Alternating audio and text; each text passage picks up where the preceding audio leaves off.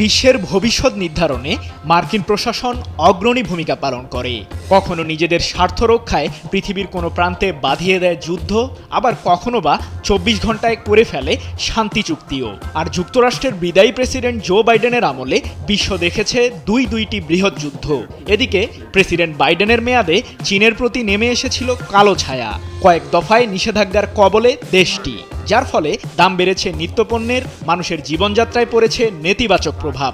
গত বছরটা অর্থনৈতিক দিক থেকে শান্তিতে যায়নি, তবে ভালো সংবাদ নেই নতুন বছরকে ঘিরেও। বিশ্ব দেখতে যাচ্ছে কয়েক ডজন নীরব যুদ্ধ, যার মূলে থাকবে যুক্তরাষ্ট্রসহ পশ্চিমাদের প্রভাব খাটানোর চেষ্টা। প্রশ্ন উঠেছে নবনির্বাচিত মার্কিন প্রেসিডেন্ট ডোনাল্ড ট্রাম্পের প্রতিশ্রুতি নিয়ে। নির্বাচনে জয়লাভের আগে যুদ্ধ থামানোর গল্প আর শান্তি ফেরানোর প্রতিশ্রুতি দিয়েছিলেন তিনি। তবে কি বিশ্ববাসী বিভিন্ন সংকটের মধ্যেই শান্তির খোঁজ পাবে? নতুন যুদ্ধে কার সাথে জড়াবে মার্কিন প্রশাসন?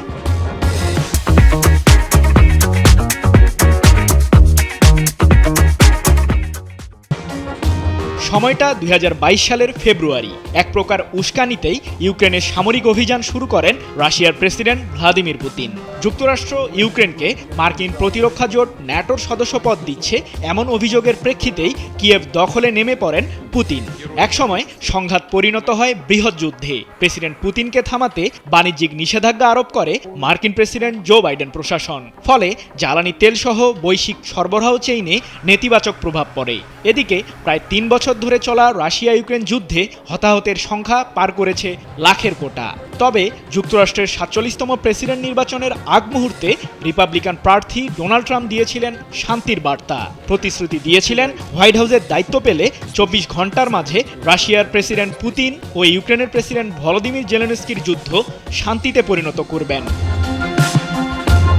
অন্যদিকে ২০২৩ সালের অক্টোবরে ফিলিস্তিনের স্বাধীনতাকামী সংগঠন হামাস তেল আবিবে আকস্মিক হামলা চালালে ইসরায়েলের প্রধানমন্ত্রী বেনিয়ামিন নেতানিয়াহু শুরু করেন আগ্রাসন। মার্কিন প্রেসিডেন্ট বাইডেনের মদদে গাজা উপত্যকায় নিরীহ ফিলিস্তিনিদের দমনে সামরিক হামলা শুরু করে নেতানিয়াহু।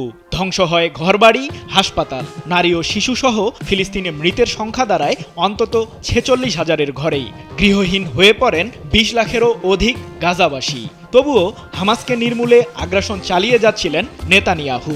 ডোনাল্ড ট্রাম্পের প্রতিশ্রুতি রক্ষা ও জো বাইডেনের হোয়াইট হাউস ছাড়ার ঠিক আগ মুহূর্তে যুদ্ধের মাঠে শান্তি ফিরেছে ফিলিস্তিনে। শান্তি চুক্তিতে পৌঁছেছে নেতানিয়াহু ও হামাস।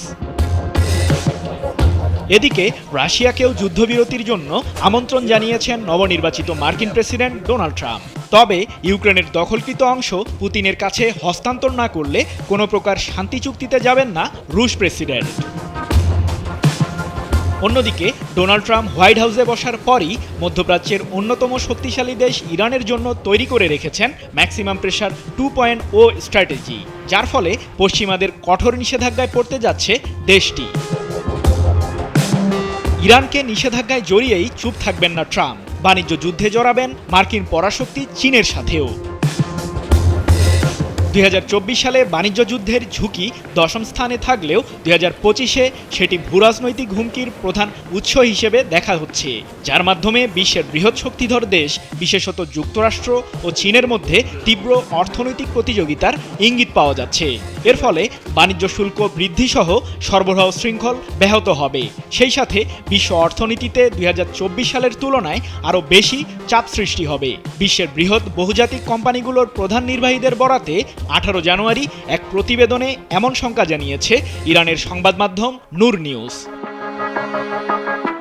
সংবাদ মাধ্যমটির দাবি, চীনের সাথে যুক্তরাষ্ট্র বাণিজ্য যুদ্ধে জড়ালে তৈরি হবে সাইবার হামলার ঝুঁকিও। এতে বিপদে পড়বে স্বল্পোন্নত ও উন্নয়নশীল দেশগুলো, ভেঙে পড়বে সামষ্টিক অর্থনীতি। সৃজন মাহমুদ, নিউজ 24।